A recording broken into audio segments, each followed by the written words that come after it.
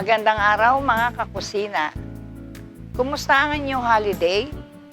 Siguro marami kayong leftover na ham, ano? Ang recipe gagawin po natin ngayon ay ang paro with hamon. Kamaron con hamon.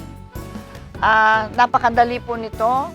Ang mga ingredients po natin sa ating paro with hamon ay paro, hamon, konting cook na pork, taba-taba, meron tayong harina, cornstarch, egg white, salt and pepper. Ang procedure po niya ay napakadali lang. Ang hipon natin, ang paro, ay marinate natin sa chop na luya with lalagyan natin ng water. Pampalis po ito ng lansa. Lagyan natin konting asin, pepper. Saka natin siya ilagay dito sa ating hipon. Yung hipon natin po ay binalatan natin at binuksan natin dito sa likod.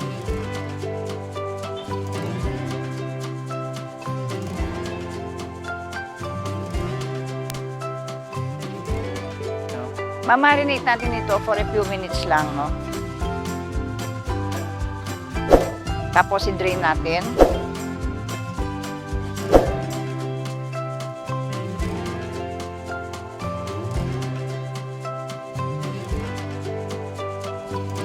Alisin po natin yung liquid.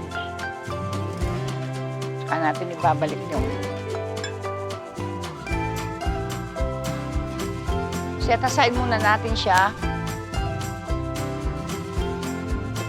Gagamit po tayo ng isang egg white. Ilalagay ko. Beat natin. Huwag masyadong overbeat naman. Lagyan po natin ng cornstarch at saka flour.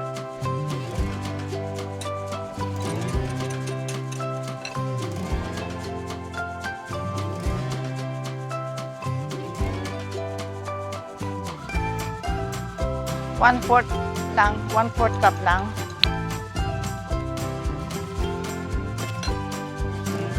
Tsaka water, 1/4 din.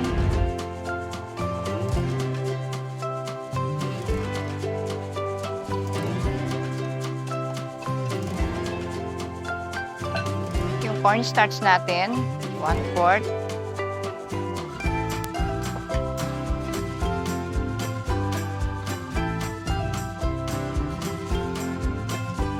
Medyo thick po ng konti ang ating mixture, no?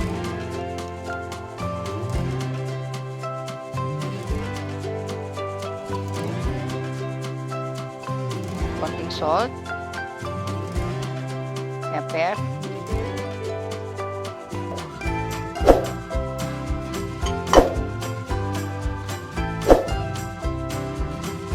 magpe-fry po tayo ngayon. Pipirito na po tayo ngayon ng ating hipon ng paro. Ilalagay ko dito.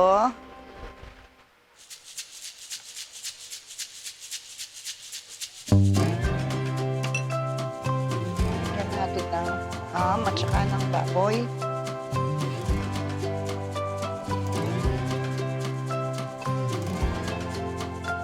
Saka natin siya i-push.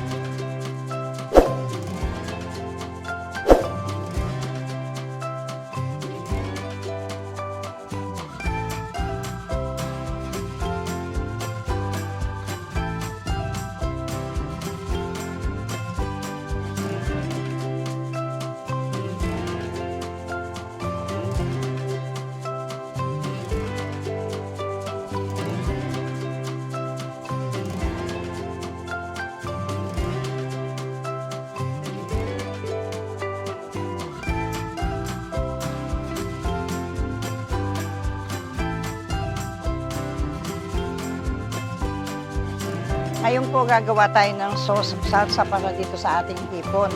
Paro, no? Maglalagay tayo ng sibuyas.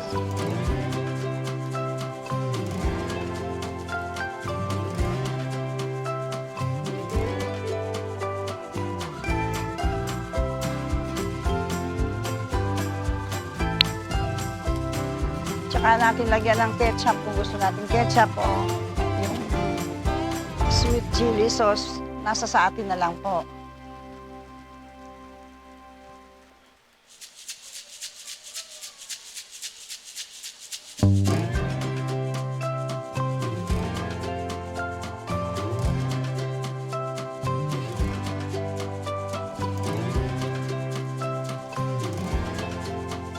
Konting water.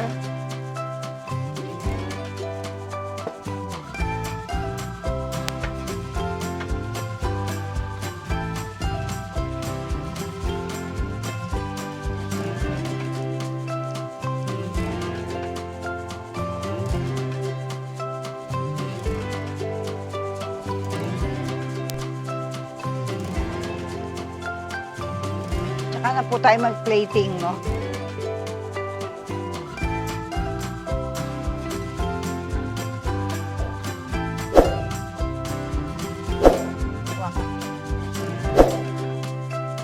Ito po, luto ng ating kamaron con hamon o kaya paro with hamon. Pag magawa po kayo nito, see to it po na slow lang ang fire nyo para wala pong aksidenteng mangyayari sa inyo. At sana po magustuhan ninyo at gawin ninyo palagi para maalala ninyo si Atchang Lilian.